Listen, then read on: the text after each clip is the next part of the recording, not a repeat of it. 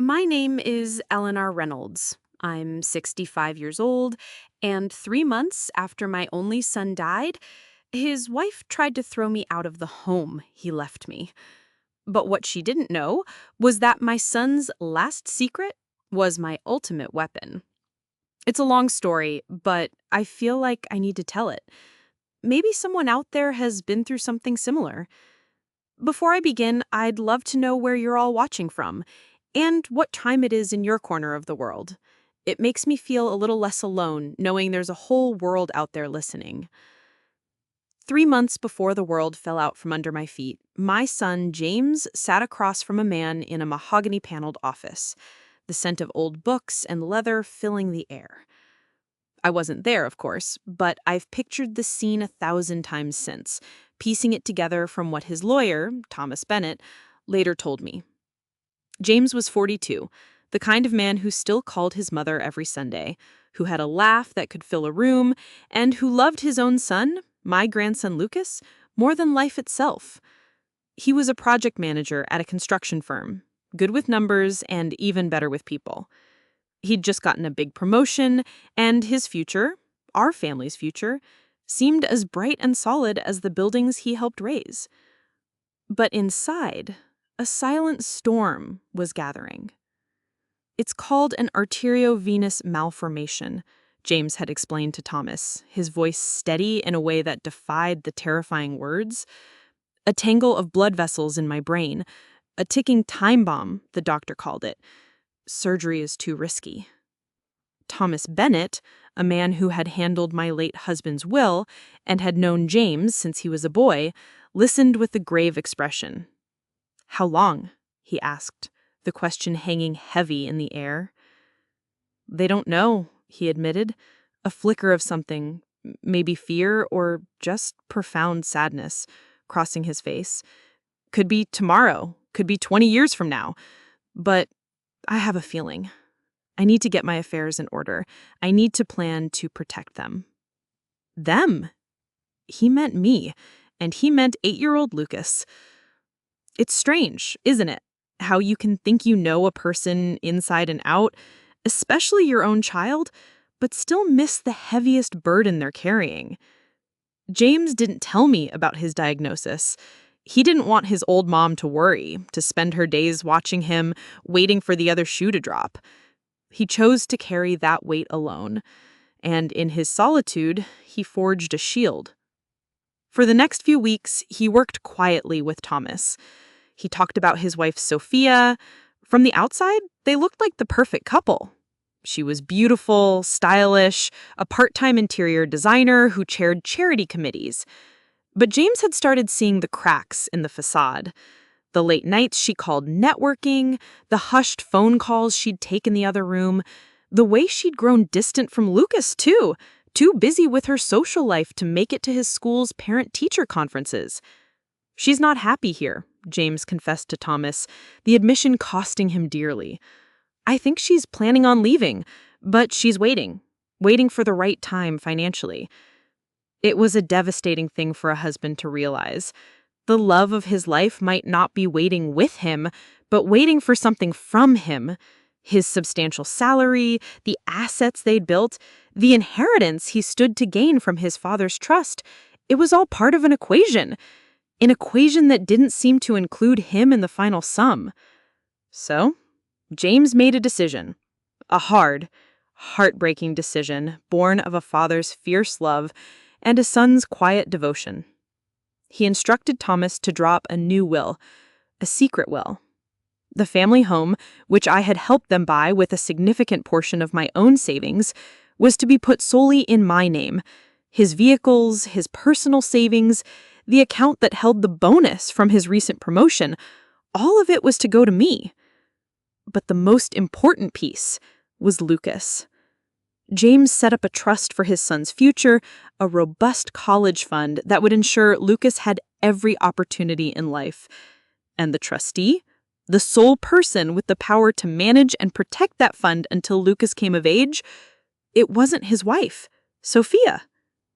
It was me. My mom will always do what's right for Lucas. Always. I trust her completely. He signed the papers, his hand firm.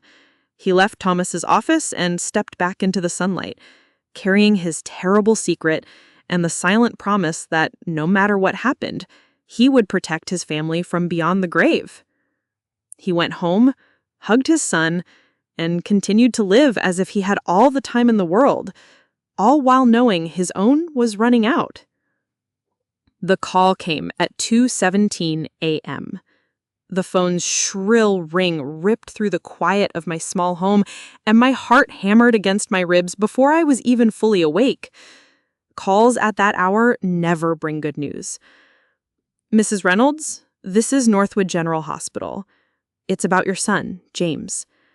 The world tilted. The floor felt like it was falling away. I remember grabbing my keys, my hands shaking so badly I could barely fit them in the ignition.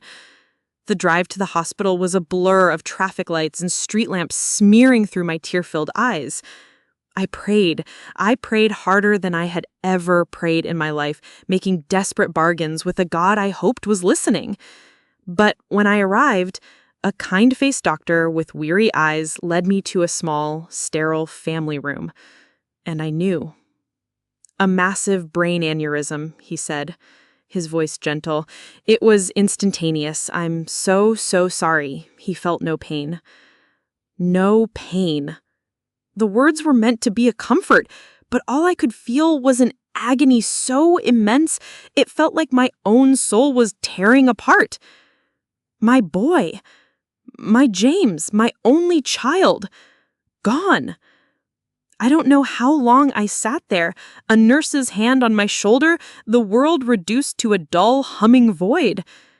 Eventually, I asked about Sophia and Lucas.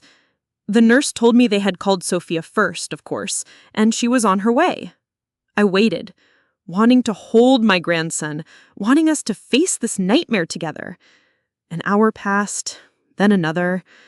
When Sophia finally swept into the waiting room, she wasn't a picture of a grief-stricken widow. Her hair was perfectly styled, her makeup immaculate. There were no tear tracks on her cheeks. She looked annoyed, like she'd been inconvenienced. "Eleanor," she said, her voice crisp, "this is just horrible, unbelievable." She hugged me, but it was a stiff, brittle embrace that lasted only a second. "Where's Lucas?" I choked out, my first thought for my grandson. "He's at home with a sitter." I didn't want to wake him. No point in traumatizing him in the middle of the night, she said dismissively. Then her phone buzzed. She pulled it from her designer handbag, her expression hardening as she looked at the screen. "Excuse me for a moment," she muttered, walking to the far end of the hallway. I watched her, a cold, uneasy feeling creeping through my grief. Her back was to me, but I could hear the faint, sharp whisper of her words. Her voice wasn't sad. It was angry, insistent. I couldn't make out everything, but a few words sliced through the quiet hum of the hospital. "Just need to get through this. A few weeks, that's all. No, he didn't know anything. Just be patient. Yes, the Cayman plan is still on." Cayman? The word felt so bizarre, so out of place in this sterile corridor of grief. Cayman Islands? A vacation? My son had just died and she was talking about a trip to the Cayman Islands? It made no sense. I must have misheard. Grief was playing tricks on my ears, I told myself. It had to be. She ended the call and walked back towards me, her face a carefully composed mask of sorrow. "Just a work thing," she said with a dismissive wave of her hand. "You know how it is. We should go see about the arrangements." She never once asked how I was doing. She never shed a tear.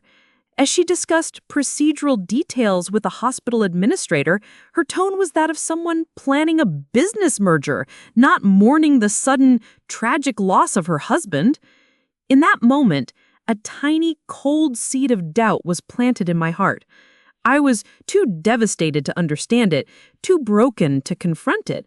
But I knew, with a certainty that chilled me to the bone, that something was terribly, terribly wrong.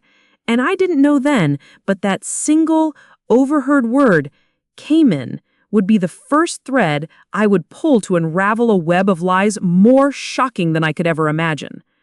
The funeral was a somber affair. Friends and family came to pay their respects, their faces etched with disbelief. James was so young, so full of life. It felt like a cruel joke. Sophia played the role of the grieving widow perfectly, accepting condolences with a sad, fragile smile, while I felt like a walking ghost held together only by the need to be strong for Lucas. My grandson was the one my heart broke for the most. At 8 years old, he was too young to fully grasp the permanence of death, but old enough to feel the gaping hole his father's absence had left.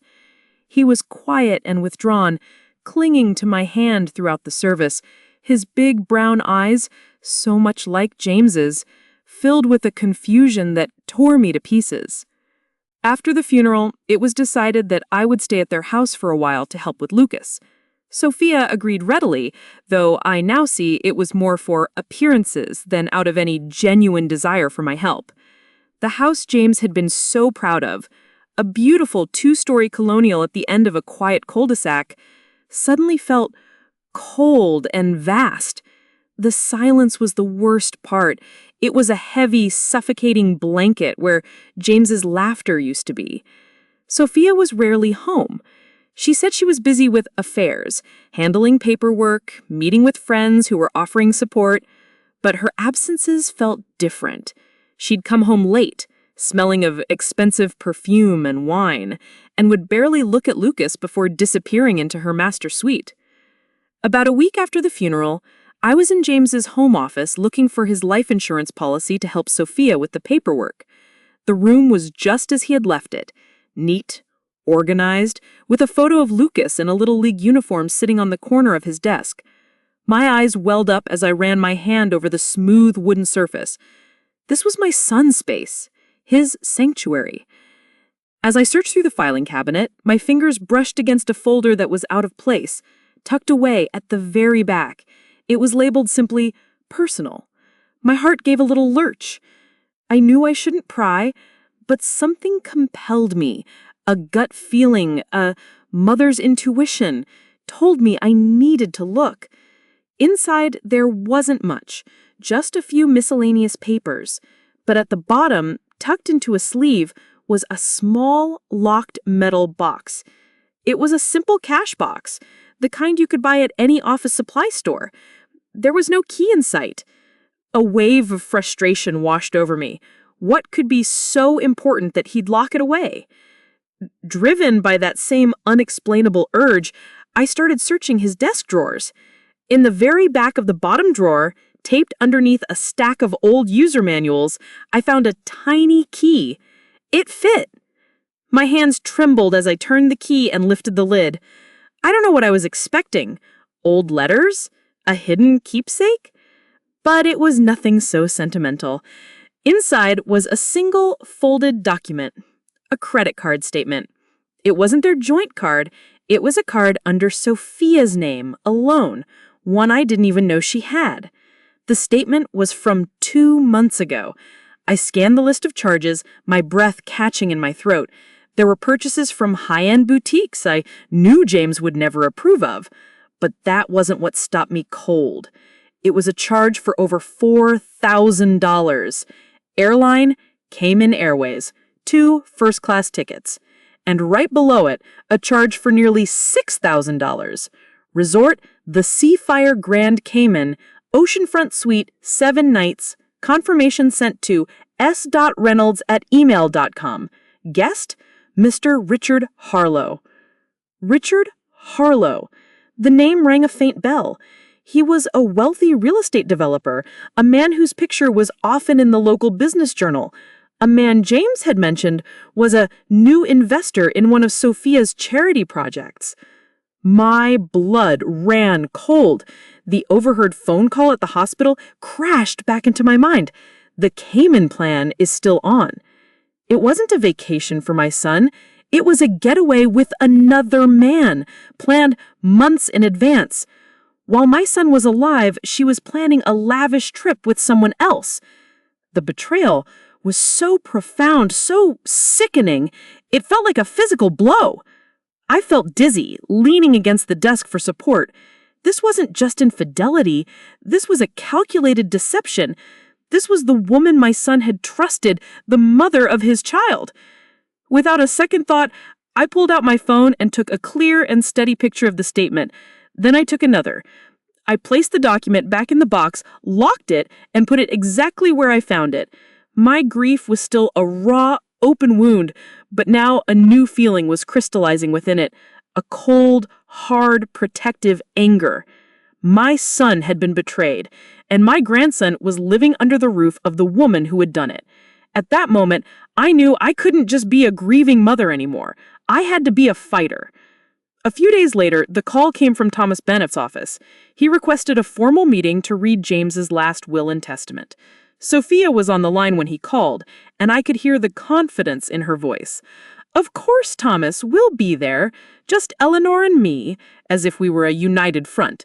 To her, this meeting was a mere formality, the final step in transferring my son's legacy into her control. She had no idea she was walking into an ambush James had set up for her 3 months ago. We sat in the same mahogany-paneled office where James had made his silent promise. The air was thick with tension. Sophia, dressed in an elegant black dress, looked poised and somber. I just felt numb, clutching my purse on my lap, where my phone, containing the picture of that damning credit card statement, felt like a lead weight. Thomas Bennett entered, his face impassive. He greeted us both with a polite nod and sat down behind his large desk. He cleared his throat. "We're here today to execute the final will of James Reynolds, dated 6 months ago." Sophia frowned slightly. 6 months? I thought he updated it when Lucas was born. "He did," Thomas said calmly. "This document supersedes all previous versions." He began to read in a dry, legal monotone. He detailed James's wishes for his funeral, the distribution of some personal effects to old friends. Sophia listened impatiently, tapping a perfectly manicured nail on the leather arm of her chair. Then Thomas got to the main assets. "Regarding the property at 125 Oakwood Lane," he read, "it is my wish that the full title, free and clear of any mortgage which will be paid by my life insurance policy, be transferred to my beloved mother, Eleanor Reynolds." Sophia's tapping stopped. Her head snapped up. "What did you say?" Thomas continued as if he hadn't heard her. "My vehicles, a 2023 Ford F-150 and a 2021 BMW sedan, are also to be transferred to my mother, Eleanor Reynolds." "This is a joke," she hissed, her voice low and dangerous. "There must be a mistake." Thomas's eyes remained on the document. "Furthermore, the contents of my personal savings account, number ending in 7742, and the balance of my company investment account are to be bequeathed in their entirety to my mother, Eleanor Reynolds." Sophia shot to her feet. "No! That's our money. That was our future. James would never do that. He loved me." Her voice cracked on the last word, a sound of pure, unadulterated fury. I sat there, stunned into silence. I knew James had a plan, but I hadn't known the full extent of it. He had systematically stripped Sophia of everything. But the final blow was yet to come. "Finally," Thomas said, his voice carrying an undeniable finality, "I have established an irrevocable trust for the education and well-being of my son, Lucas James Reynolds. This trust, known as the Lucas Reynolds College Fund, will be managed by a single trustee until Lucas reaches the age of 25. He paused, looking directly at Sophia, whose face was a mask of disbelief. "As the mother, that trustee would be me, obviously," she stated, more as a demand than a question. Thomas looked down at the will. "The designated sole trustee for the Lucas Reynolds College Fund is his grandmother, Eleanor Reynolds." The silence that followed was deafening. Sophia stared at Thomas. Then her eyes, burning with a venomous hatred I had never seen before, swiveled to me. For a moment, I thought she was going to lunge across the desk. "You!" She spat. "You did this! You poisoned him against me." "I did nothing," I said, my voice barely a whisper. I was as shocked as she was. "This is insane," she shrieked, grabbing her purse. "I'm getting a lawyer. I will fight this. This is my son, my house, my life. You will not take it from me." She stormed out of the office, slamming the door so hard that a framed picture on the wall rattled. The room was quiet again. I looked at Thomas, my mind reeling. I didn't know Thomas. I had no idea. He gave me a small, sad smile. "I know, Eleanor. James was very clear about that." He hesitated for a moment, then his expression grew serious. "There's more you need to know. James didn't do this out of spite. He did it out of fear." After the storm that was Sophia had passed, Thomas asked me to stay. The air in the room seemed to settle, heavy with unspoken truths. He leaned forward, his hands clasped on the polished desk. "Eleanor, before you leave, I think it's time you understood the full picture," he said, his voice low and serious. "He wanted you to know, but only if it became necessary." "Necessary?" I asked, my heart beginning to pound again. "He didn't want to cause you more pain," Thomas explained gently, "but he also knew Sophia would not take this lying down. He prepared for this fight." It was then that I reached into my purse and pulled out my phone. My hands were shaking slightly as I navigated to the photo I had taken in James's office. I turned the screen towards him. "Is this part of it?" Thomas peered at the image of the credit card statement, the charges for the Cayman Islands, the name Richard Harlow. A flicker of recognition and then immense sadness crossed his face. He nodded slowly. "Yes, Eleanor, this is a very large part of it. James knew." He then reached into a drawer and pulled out a thick, legal-sized folder. He slid it across the desk to me. It was the same folder I'd seen him with before, the one James had helped create. My son's name was written on the tab in neat block letters. "James wasn't just suspicious, Eleanor. He knew," Thomas said. "About 6 months ago, he noticed some significant unexplained withdrawals from their joint accounts. When he asked Sophia about it, she was evasive. That's when he hired a private investigator." A private investigator. My practical, head-leveled son had been forced to hire a detective to spy on his own wife. The thought was sickening. I opened the folder. The first things I saw were photographs, glossy 8x10 prints. My breath hitched. There was Sophia, laughing as she linked arms with a handsome, silver-haired man I recognized as Richard Harlow. There they were sharing an intimate dinner at a restaurant I knew was ridiculously expensive. And there was another, the one that made my stomach churn, a picture of them kissing clearly and unmistakably in the parking lot of a high-end hotel. The betrayal was no longer an abstract suspicion. It was a stark, undeniable reality printed in full color. Beneath the photos were pages of reports, transcripts of text messages, flirty and conspiratorial, discussing their future together. Plans to move to Arizona, where Richard's company was headquartered, once Sophia had secured a favorable divorce settlement. She wasn't just cheating, she was plotting. She was waiting for my son to finish a major project at work that came with a massive bonus, a bonus she clearly felt entitled to half of. The inheritance she expected him to receive was just the icing on the cake. And then I saw the notes James had written himself, in his familiar, strong handwriting. They were observations about Lucas.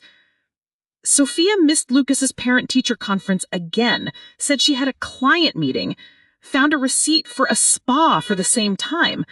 Lucas told me Mommy was on the phone all night and didn't make him dinner. He had cereal. Again.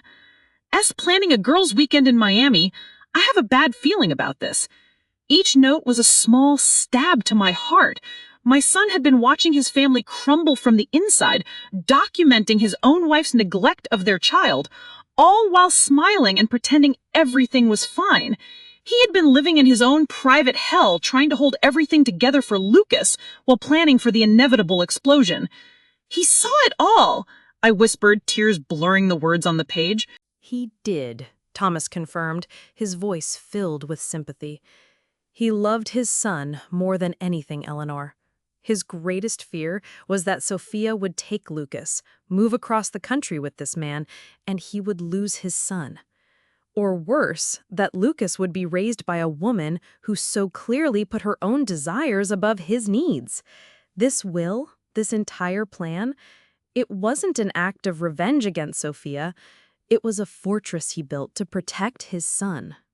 I closed the folder, my hands resting on the cover as if I could feel my son's presence through it. The shock and confusion I had felt were gone, replaced by a profound, aching clarity. I finally understood the full weight of the burden James had carried. He hadn't just been a victim of betrayal, he had been a silent warrior, a father preparing for his last and most important battle. And now he had passed the sword to me. "What do we do now?" I asked, my voice no longer a whisper, but steady and firm. Thomas met my gaze. "Now we honor his wishes, we hold the line, and we wait for her next move." We didn't have to wait long. Sophia's next move wasn't a lawyer's letter. It was something far more insidious. She couldn't attack me legally, not yet. So she chose a different battlefield, the heart of my 8-year-old grandson. She began a subtle but cruel campaign of emotional manipulation. It started with small things. I would be in the kitchen making Lucas his favorite after-school snap, pancakes shaped like dinosaurs, and Sophia would walk in, her face a mask of tragic concern. "Oh, sweetie, it's so nice that Grandma's making you snacks. Mommy is just so busy trying to figure out all these grown-up problems. Grandma is helping out." The way she said, "helping out," made it sound like I was an unwelcome guest, an intruder in their home. Lucas, who adored me, would just look confused. "But I like Grandma's pancakes." "I know you do, baby. We all love Grandma. It's just that this is our house, you and me. Sometimes grown-ups get sad and confused after someone goes to heaven. Grandma is just very sad about your daddy." She was planting a seed of doubt, painting me as an unstable, grieving old woman who was overstepping her bounds. I could see the conflict in Lucas's eyes. He loved me, but Sophia was his mother. Her words held power. The situation escalated a few days later. I had planned to take Lucas to the park to play catch, just like James used to do. As we were getting our shoes on, Sophia intercepted us. "Where are you two going?" she asked, a false brightness in her voice. "We're going to the park," Lucas said excitedly. Sophia knelt down to his level. "You know, sweetie, Grandma is taking over a lot of things lately. She's even trying to take over our house. Did you know that? She thinks Daddy wanted her to have our house instead of us." I said, my blood running cold. "Sophia, don't you dare," I said, my voice low and trembling with rage. "Do not put him in the middle of this." She ignored me, her eyes locked on Lucas. "It's very confusing, but you have to remember, I'm your mommy. I will always protect you. Some people, they just want what isn't theirs." Lucas's face crumpled.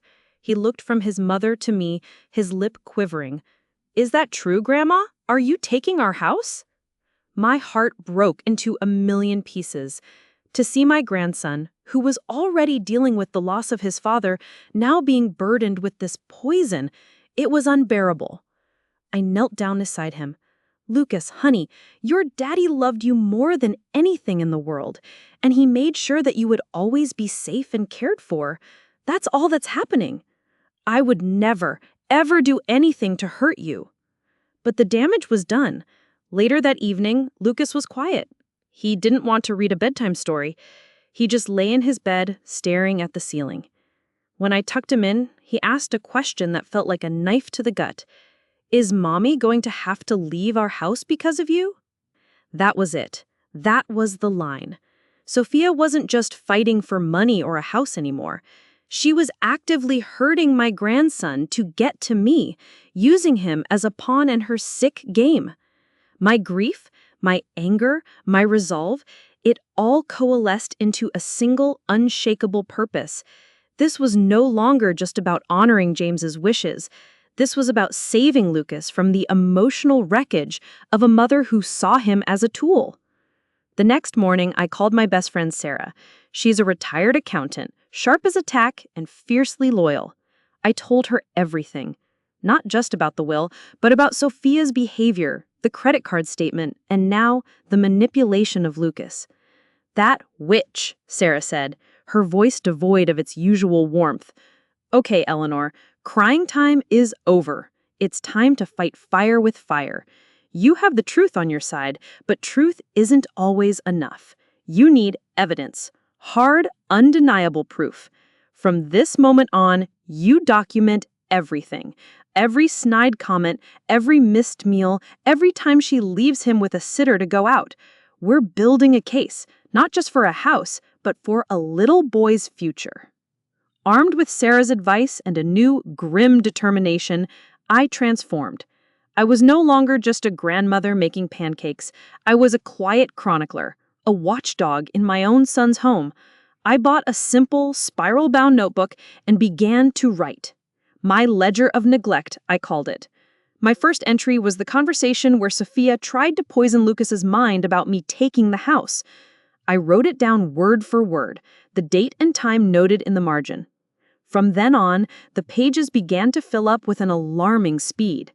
October 12th, Sophia came home at 9 p.m., smelled of alcohol, didn't check on Lucas, who was already asleep, went straight to her room and closed the door. October 15th, parent-teacher night at Lucas's school. Sophia had promised to go. At 6 p.m., she got a call and suddenly had an urgent work dinner. I went in her place. Lucas's teacher, a lovely young woman named Mrs. Davis, looked concerned. She mentioned this was the third school event Sophia had missed this semester. That conversation with Mrs. Davis was a turning point. I decided I needed more than just my own observations. I asked her, carefully, if she had noticed any changes in Lucas since James had passed.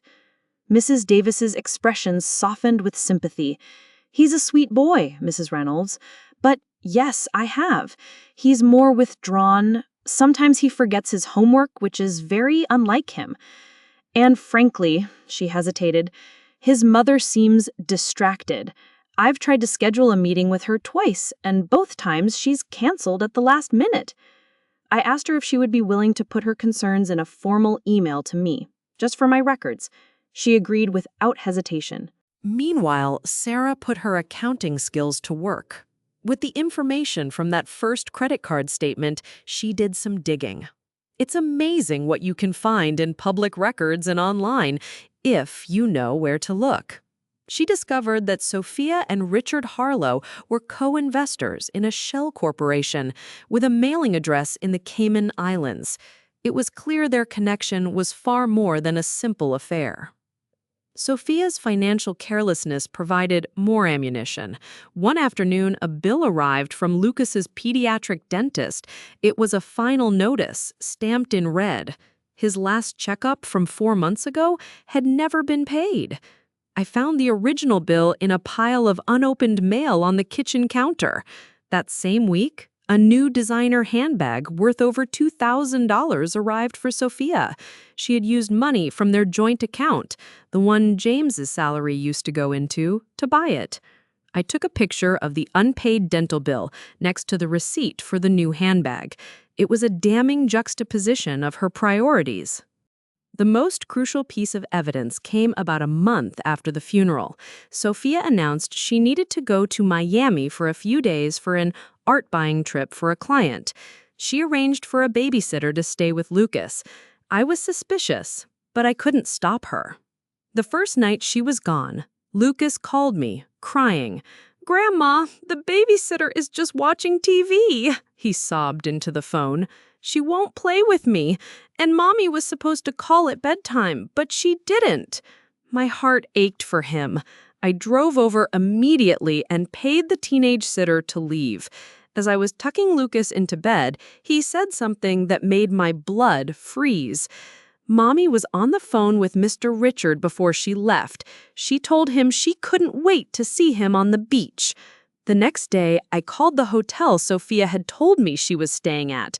Posing as her assistant, I asked to confirm her itinerary.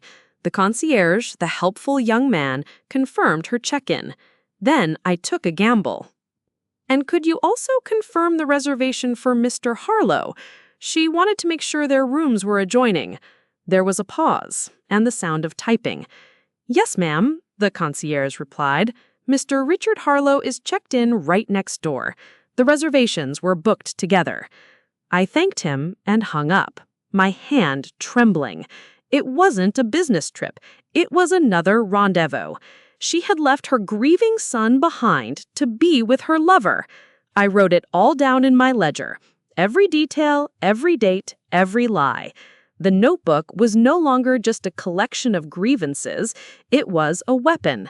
It was the story of a mother's neglect, and it was going to be the key to my grandson's salvation. I called Thomas Bennett the next morning. "Thomas," I said, my voice clear and steady, "I think we have enough." Thomas agreed. With the ledger, the email from Mrs. Davis, the financial records Sarah had helped me compile, and the confirmation of the Miami trip, we had a powerful case. He filed an emergency petition for temporary custody of Lucas, citing parental neglect and an unstable home environment. The court date was set for 2 weeks later. Sophia was served the papers at a fancy downtown luncheon, a detail that gave me a small, grim satisfaction. Her reaction was explosive. She came home that evening in a fury, her face contorted with rage. "How dare you?" she screamed, waving the legal documents in my face. "You are trying to steal my son, after everything you've already taken." "I am trying to protect my grandson," I said calmly, refusing to be intimidated. Lucas was thankfully at a friend's house for a playdate. "You're a bitter, lonely old woman. The judge will see right through you," she spat before storming off to call her own high-priced lawyer. The days leading up to the hearing were the most stressful of my life. Sophia's lawyer was a shark, known for his aggressive tactics. Thomas warned me to be prepared for anything. They would try to paint me as mentally unstable, as vindictive, as unfit.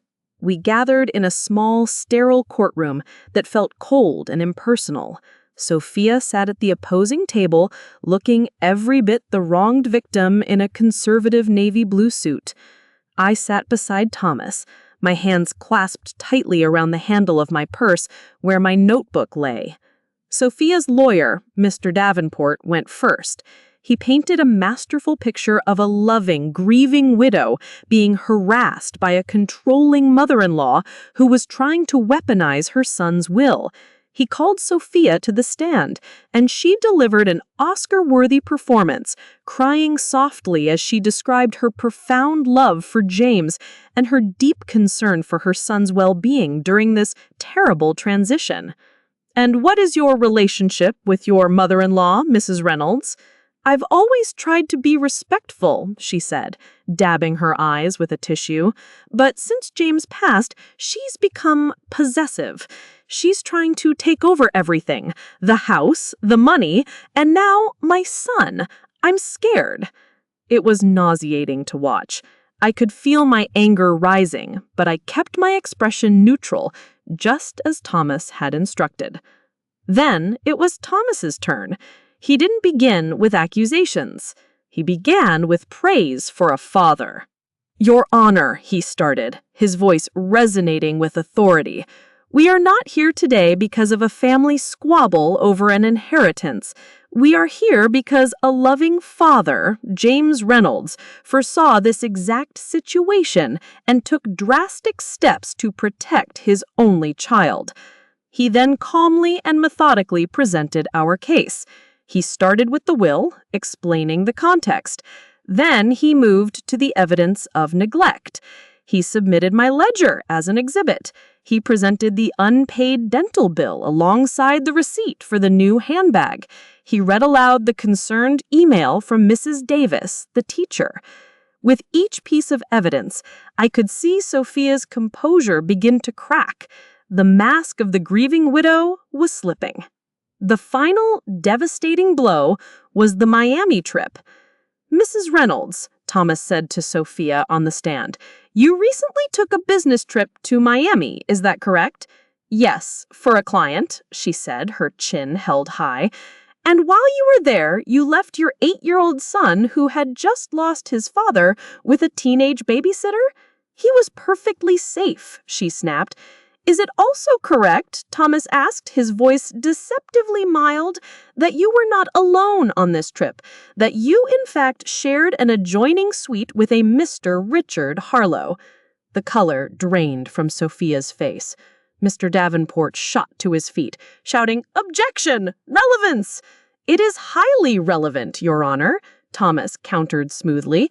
"It speaks to the petitioner's priorities, her judgment, and the stability of the environment she provides for the child." The judge, a stern-faced woman with sharp eyes, overruled the objection. Sophia was trapped. She stammered, she denied, she tried to deflect, but the lie was too big. Her credibility was shattered. At the end of the hearing, the judge looked from Sophia to me. Her gaze was penetrating. "This is a deeply troubling situation," she said, her voice stern. "I have serious concerns about the child's emotional welfare." She took a deep breath. "Therefore, pending a full investigation by a court-appointed social worker, I am granting temporary emergency custody of Lucas Reynolds to his grandmother, Eleanor Reynolds." A gasp echoed in the silent courtroom. Sophia looked like she had been slapped. I felt a wave of relief so powerful my knees went weak. We had won. But I should have known. A cornered animal is the most dangerous. This wasn't the end of the war. It was just the end of the first battle. And Sophia's retaliation would be more vicious than I could have imagined. Winning temporary custody felt like the first breath of fresh air after being underwater for too long.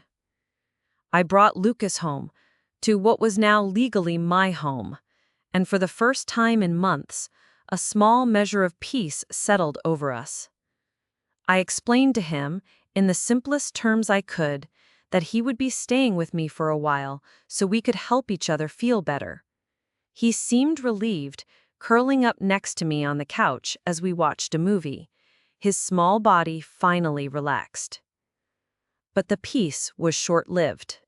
Sophia, stripped of her son and her home in one fell swoop, was seething.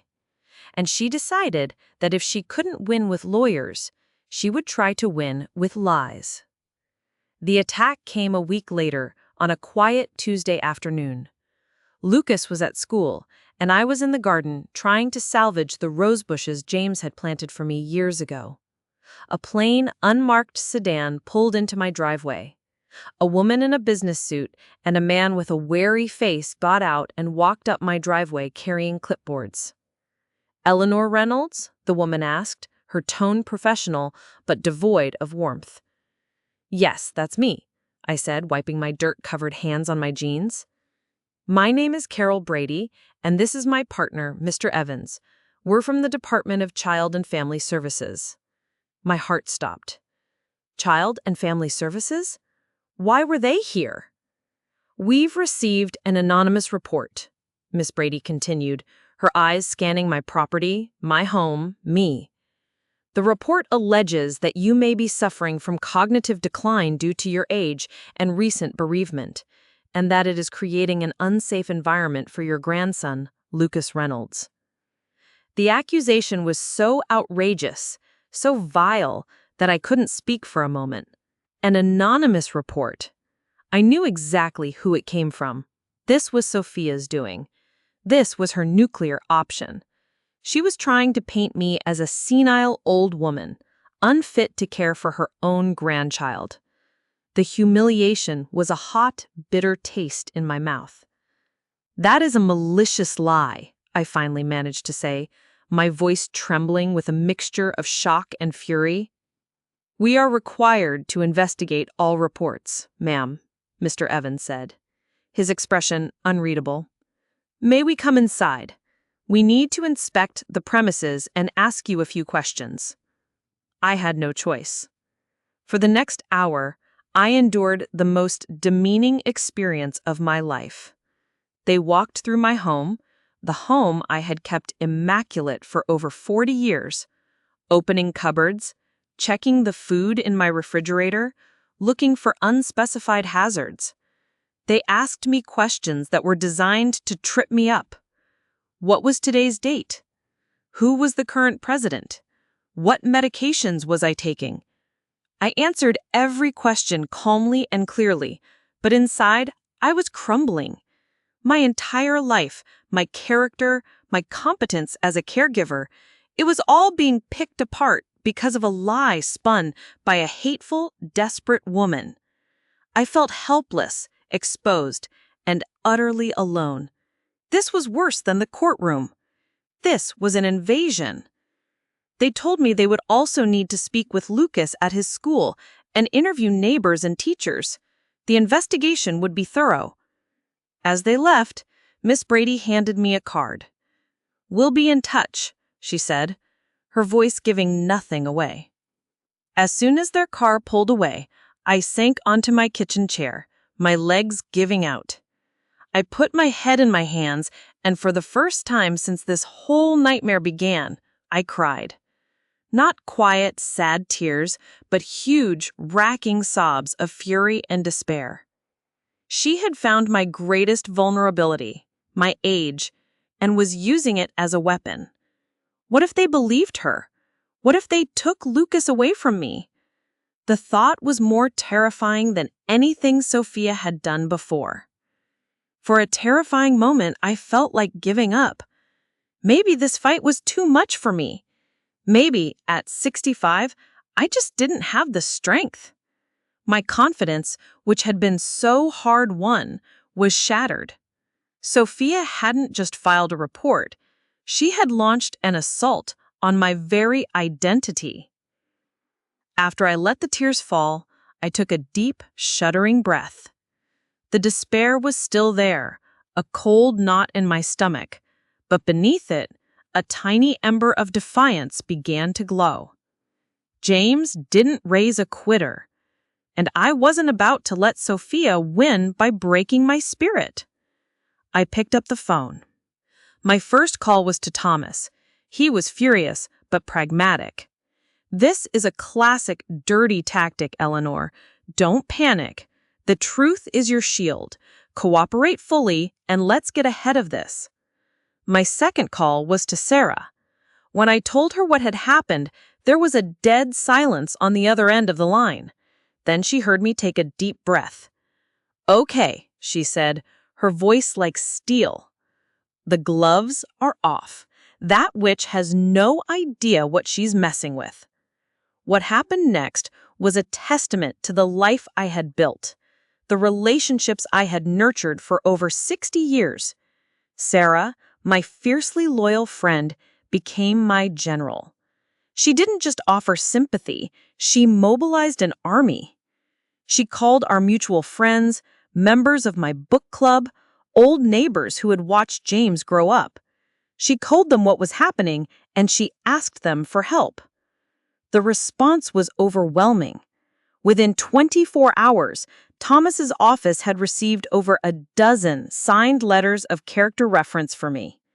They spoke of my stability, my kindness, my unwavering devotion to my family.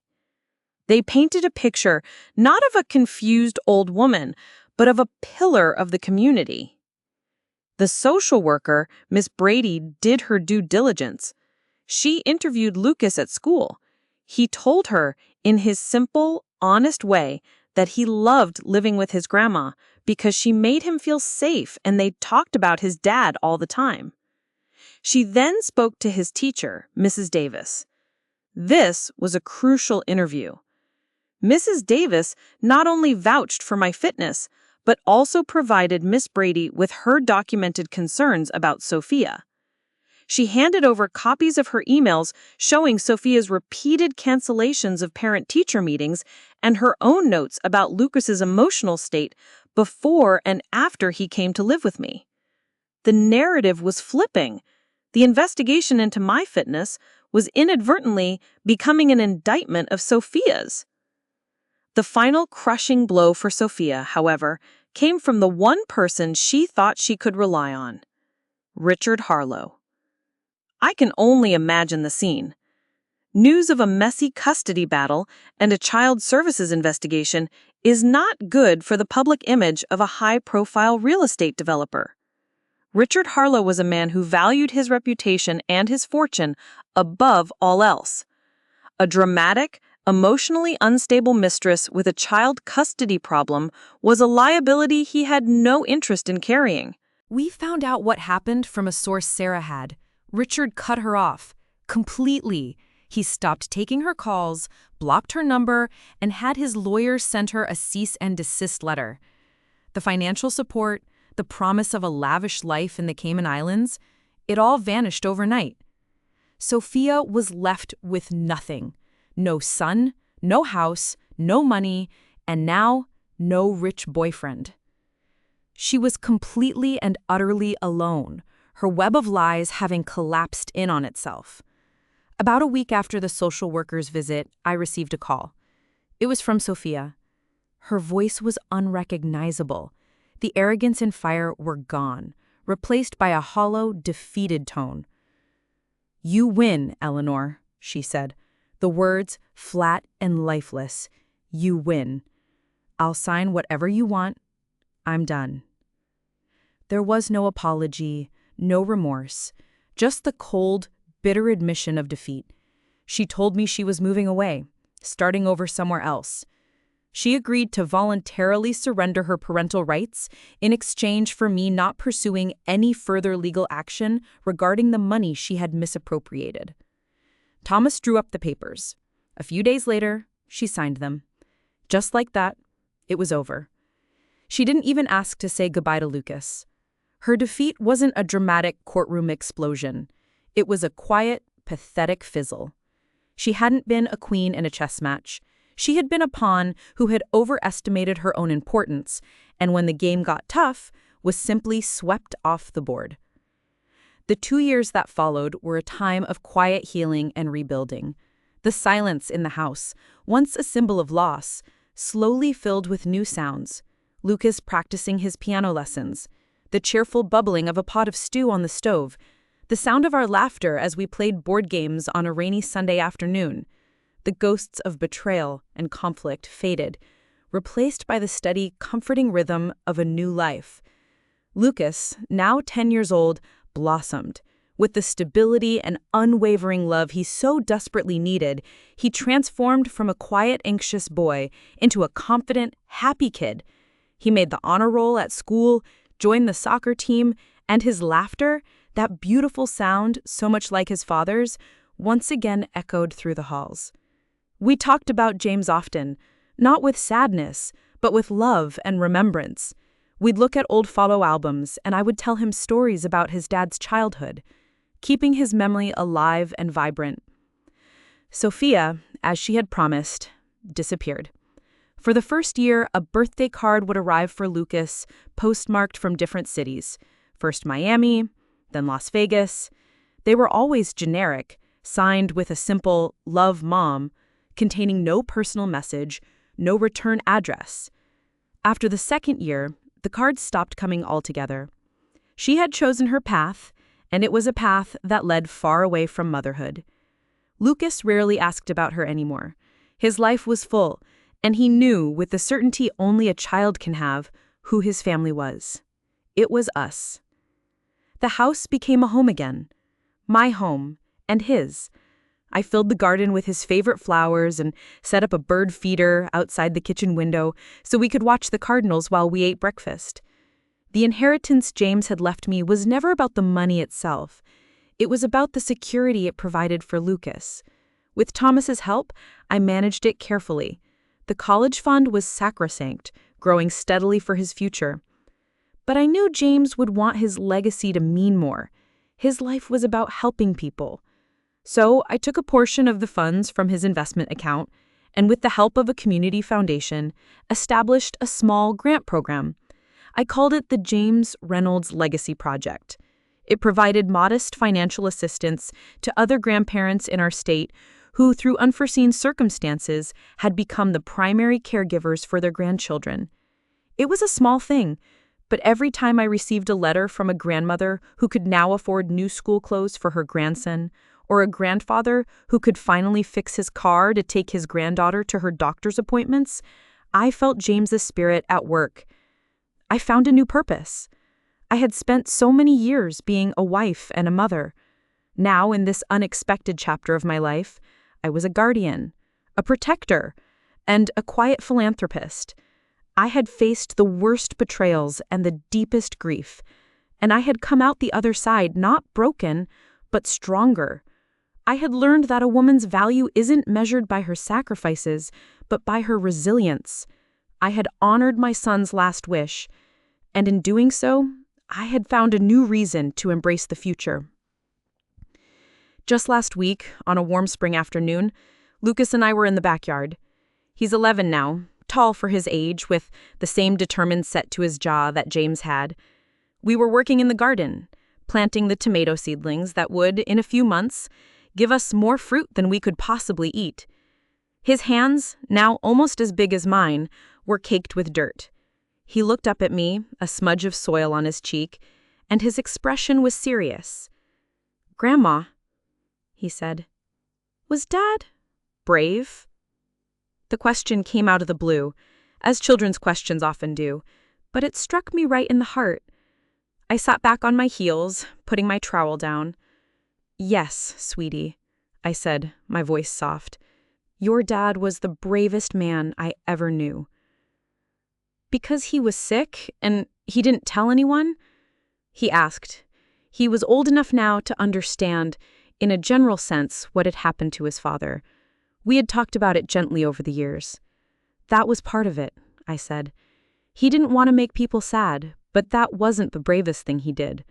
The bravest thing he did was think about you." I looked at him, my wonderful, resilient grandson, and my heart swelled with a love so fierce it almost hurt. When your dad knew he might not have a lot of time, he didn't spend it feeling sorry for himself. He spent it making a plan to make sure you would always be safe, always be loved, and always have everything you needed to have a wonderful life. He built a fortress to protect you, Lucas. That's what real bravery is. It's not about not being scared. It's about loving someone so much that you do what's right, no matter how hard it is. He nodded, absorbing my words with a quiet maturity that was all his own. He wiped the dirt from his cheek, leaving a longer streak. "So, he's kind of like a superhero?" he asked, a small smile playing on his lips. "Yeah, honey, he was exactly like a superhero." We finished planting the tomatoes in comfortable silence. As the sun began to set, casting long shadows across the lawn, I looked at our home, at this boy who was the best of his father, and I felt a profound sense of peace. The storm had passed. We had survived, and we had thrived. My life isn't what I imagined it would be. It's harder in some ways, but it's also richer and more meaningful than I ever could have dreamed of. I am not just Eleanor Reynolds, a 65-year-old widow.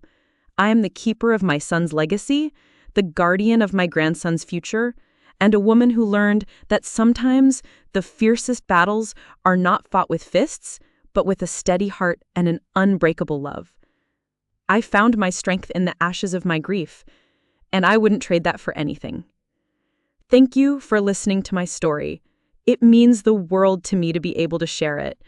This journey has taught me so much about betrayal, but even more about loyalty, love, and the incredible power we have within us. I wonder, has my story resonated with any of you? Have you ever felt that your sacrifices were taken for granted or had to fight for something you believed in against all odds? Please share your thoughts in the comments below. Your stories matter too.